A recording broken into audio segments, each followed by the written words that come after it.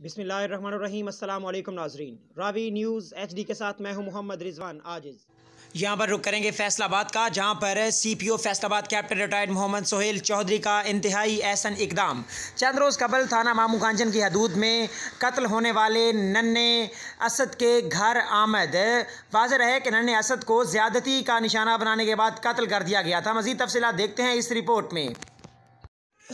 CPO Faisalabad captain retired Muhammad Sohail Chaudhry ने मामू कांचन में नन्हे असद के घर पर विज़िट किया, जहां पर दुआ खानी की और लवाहिकीन के साथ इजहार ताज़ियत भी किया। वाज़ेह रहे कि कुछ रोज़ कबल नन्हा असद अली घर से खेलते हुए अगवा हो गया था। अगवाकार ज़ीशान ने अगवा के बाद बच्चे के साथ बदफेली की और बदफेली करने के बाद नहर सेम नाला में फेंक कर बच्चे को कत्ल कर दिया। बादअज़ाम पुलिस ने कार्रवाई करते हुए ज़ीशान को गिरफ़्तार कर लिया, जिसने एतराफ़ जुर्म कर लिया और मुलजिम को आला कत्ल की बरामदगी के लिए जब ले जाया गया तो मुलजिम ने फ़रार होने की कोशिश की और उसी सेम नाला में कूद गया। बादअज़ां ज़ीशान की लाश सेम नाला से बाहर निकाल ली गई है। इस मौका पर CPO Faisalabad captain retired Muhammad Sohail Chaudhry ने SP सदर तांदलियावाला राना मोहम्मद अशरफ, DSP सदर समंदरी के हमरा बच्चे के लवाहिकीन के साथ मुलाकात की और उनके घर जाकर ताज़ियत की।